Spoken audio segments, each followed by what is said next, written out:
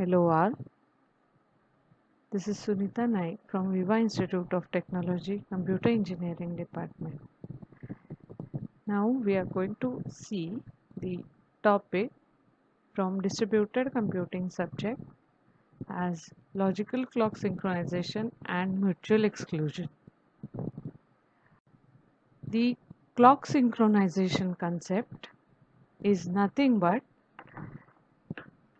being a distributed system, we need to have the proper allocation of resources to preserve the state of resources and to help the coordination among the several processes, right? So to resolve such conflicts we need synchronization. Now how this synchronization is achieved in distributed systems? The synchronization is achieved through clocks. Now physical clocks and the logical clocks.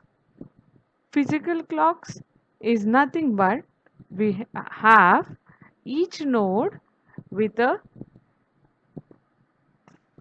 clock which has its own time and it is adjusted among all the nodes via communication messages and the synchronization is done. While moving on to others is logical clock synchronization.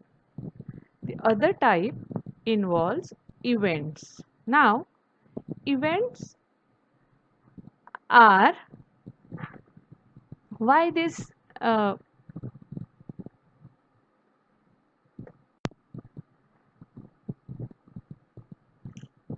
the events are one on each node. Whatever is happening to the process is considered as an event. Why this logical clock synchronization came into existence is the clocks, physical clocks in various nodes in distributed systems, when they need to be synchronized within the 5 to 10 millisecond span, it is much expensive as well as it is nearly impossible thing. So we can't expect all the nodes to be physical clock synchronized when it is on the vast network and the nodes connected, the number of nodes connected are much more. So in the logical order, the events and their ordering is taken into consideration, and then being the consistent events, the behavior of these events is observed. That is, sending a message is an event, receiving a message is an event likewise. So in an event what we have, the happened before relationship between the events. Say two distinct events are there, A and B. They are in the same process and A is occurring before B. So A gives B. If A and B belonging to different processes and A sending message to B, then A tends to B or A gives B. And the property, as we know, if A tends to B, B tends to C, then A tends to C. Also there is one more property, if A and B are concurrent, then A gives B and B gives A. The logical clocks concept. So local timestamp is given for this happened before relationship. For each event we are giving a local timestamp. The node which is generating that event will have its own timestamp for that event, and by checking onto this timestamp the event ordering is done. Total ordering of events.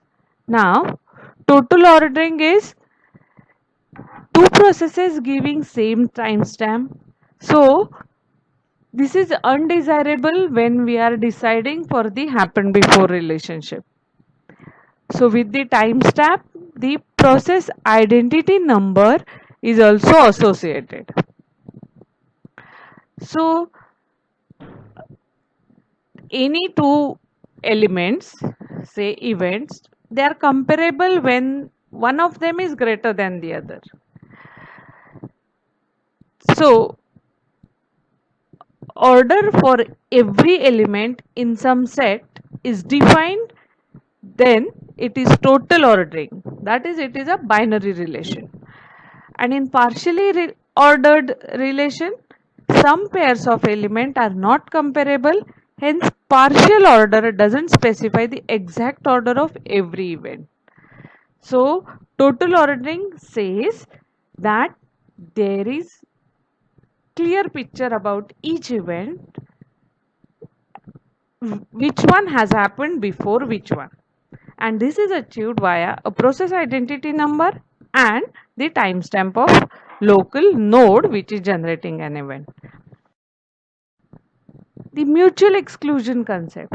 Now, when the critical section, as we all know, for single processor system, when the process wants to enter the critical section, there are many more solutions, semaphores and all, many solutions. When the same thing we want to achieve from different processes, from different nodes and very vast network, number of resources. So mutual exclusion needs to be achieved via different algorithm and strategies. So there may be resources like printers which are restricted to single process at a time. Now, so printer cannot take the cannot print more than one task at a time. So single process at a time it has to take. So exclusive access for such shared resource. The resource is shared, but their access needs to be exclusive by the process have to be ensured. This exclusiveness of access is called as mutual exclusion. So exclusiveness of access among coordinating processes which is mutually accepted is called as mutual exclusion. The algorithms needs to satisfy following two conditions. The first one, it has to be mutually exclusive. Only one process at a time can access a particular resource, and no starvation. Every request must be eventually granted. That is, none of the process should be kept for infinite waiting. Election algorithm. Now, the when we are talking about coordination among processes, if that coordination is centralized, there should be a coordinator. Now, this coordinator selection or election is done by defined algorithm. So, election algorithm, they are meant to elect the coordinator for the system where the centralized coordination is to be done. The Boole algorithm. Now, Boole algorithm is, it says the survival of fittest kind of thing. What it says, the P7 was the coordinator, but when it crashed, the P4 initially knew, or P4 got to know that P7 has crashed, which was the coordination. So P4 initiates the election and it sends the messages only higher than 4. So P5, 6 and 7. P7 obviously being crashed will not send the response. P5 and 6 are sending the response. Once P4 is getting responses from its higher numbers, then it is now out of election. Now P5 is initiating the election as well as P6 is initiating the election. So both when they are initiating, they will send the messages to the numbers higher than them. So P5 to 6, 7 and P6 to 7. P6 will send reply to P5 obviously, and P6 is not getting any reply from P7. So after particular time, when it is not getting any reply from its higher order number, then P6 will announce itself as coordinator. This is the Boole algorithm. Then the ring algorithm. Now here all the processes are considered to be in logical ring, and this ring is unidirectional. See, being a logical, it is considered as unidirectional for sending messages and keeping it updated. So P0 is dead, which is a coordinator. P2 has initiated the election. It will pass the message P2 to P3 to P4. P5 will forward it to the C. Its next connected node will get the message and it will forward with its own node number added. It has got till now 2, 3, 4, 5 and 0 is dead. Then it is skipped by P0 and sent to P1. So P2 has initiated and P1 is next higher order number. Now here the ordering is 0 is highest and 1 is next highest, and likewise in Boolean the highest is maximum number was the highest number. So different ordering of number they have considered. Centralized approach for any mutual exclusion algorithm. Now mutual exclusion, how it is achieved? It is always on very basic thing.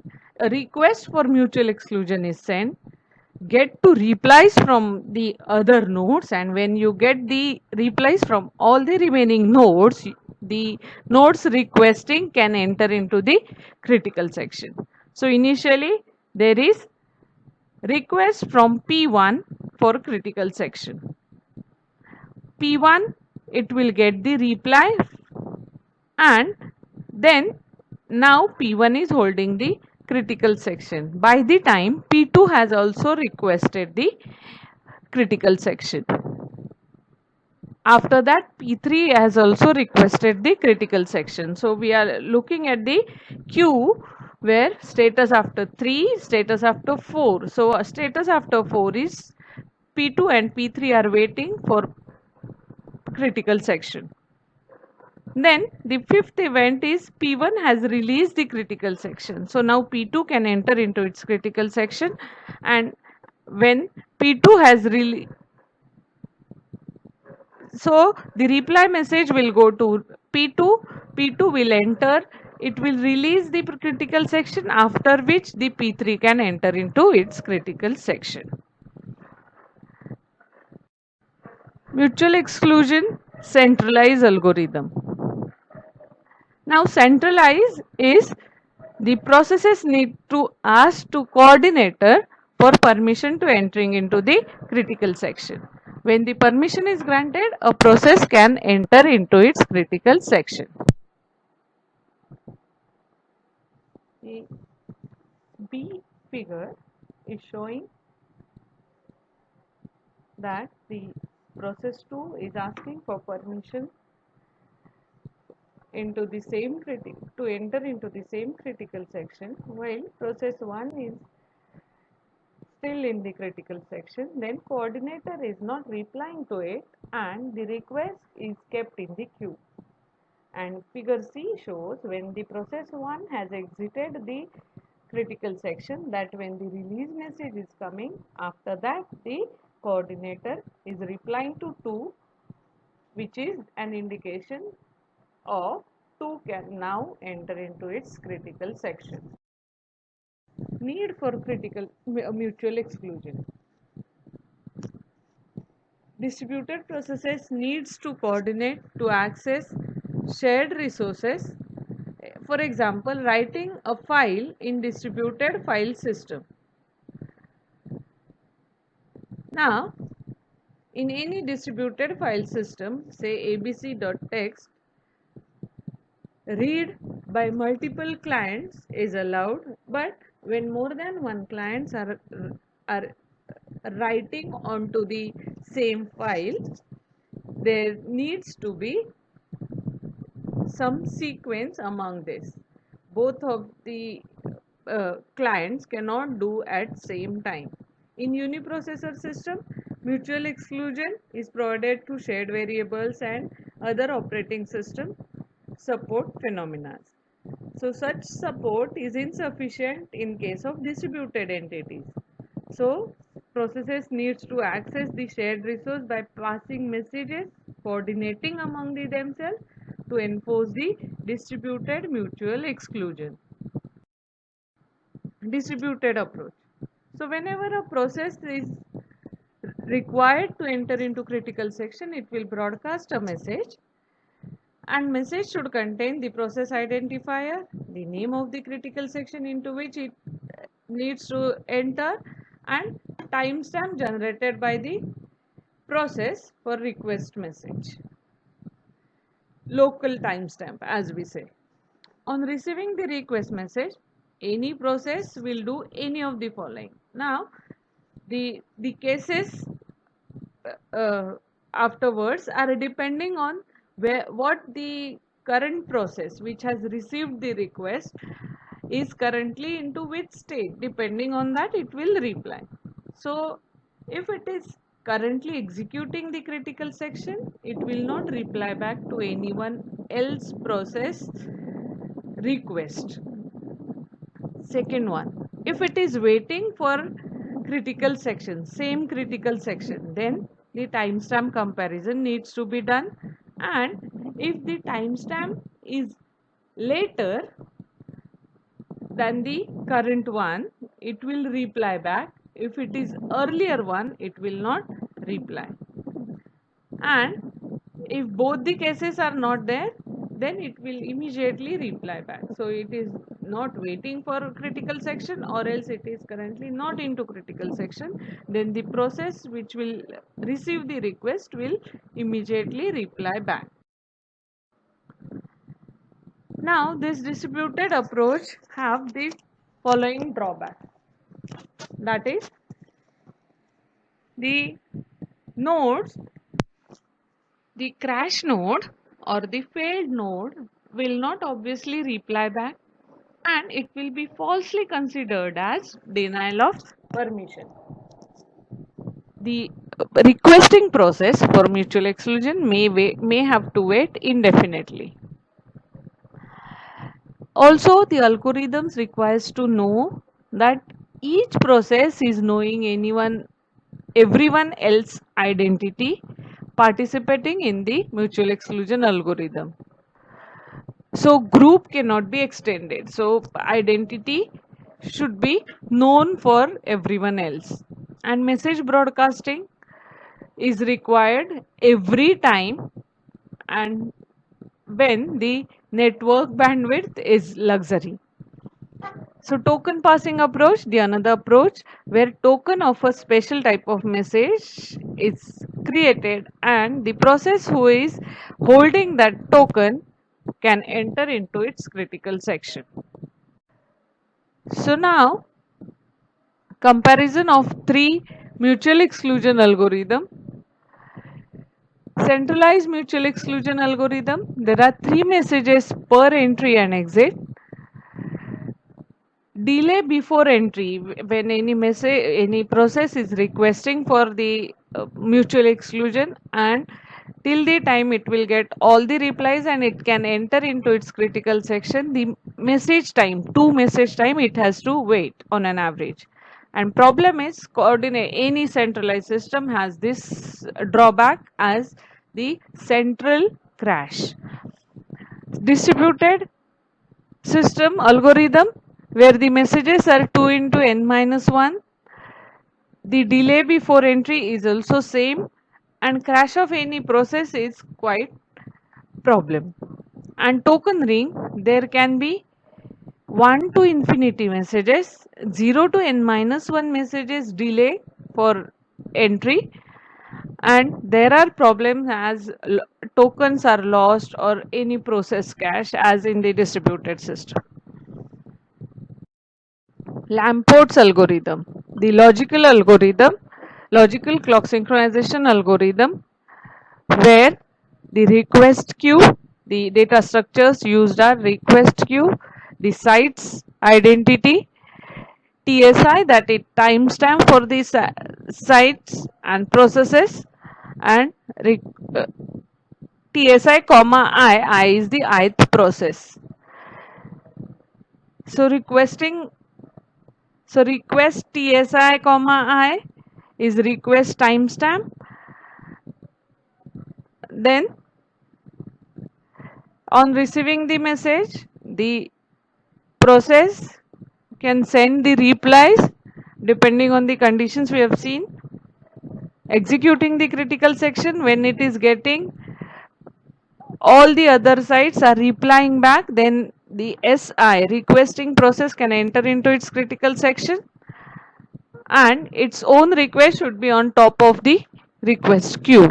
And while releasing or exiting the critical section, it should send a timestamp release messages to all the sites, and the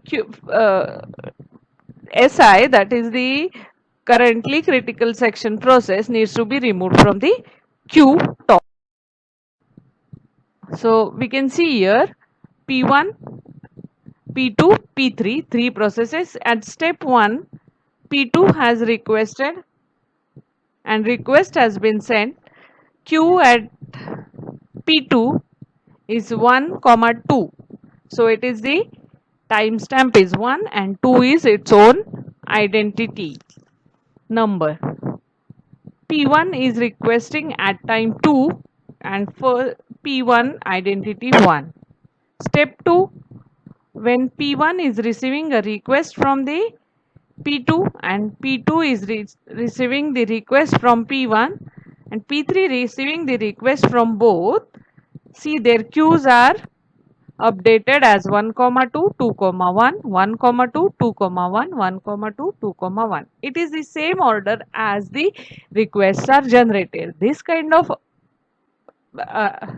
ordering is called as causal ordering, where the creation of the events and the processing of the events is kept same. It is causal ordering. We can see here in step 2, when P2 has got replies from both P1 and P3, it can enter into its critical section, and when it has finished, there may be,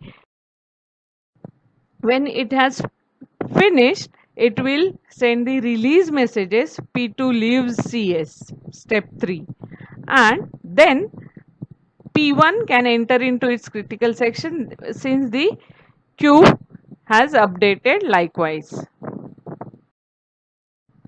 The modification over Lamport is Ricarta-Agarwal algorithm. Here the request message has been sent as in Lamport's. SI is sending the timestamp request message. SJ will send reply if the three cases it is not requesting. If it is requesting, its timestamp is smaller, or request is otherwise deferred. So it is not sending replies. Executing, it is currently executing. When it has received replies from all the sites, it will be in execution state, and releasing, it will send reply to the deferred request. So there is no separate release messages. So sites reply messages are blocked only by sites with smaller timestamp. So in Ricarta-Agarwal, same example we are considering. Step 1 is same, step 2 is same, where S2 process 2 can enter into its critical section,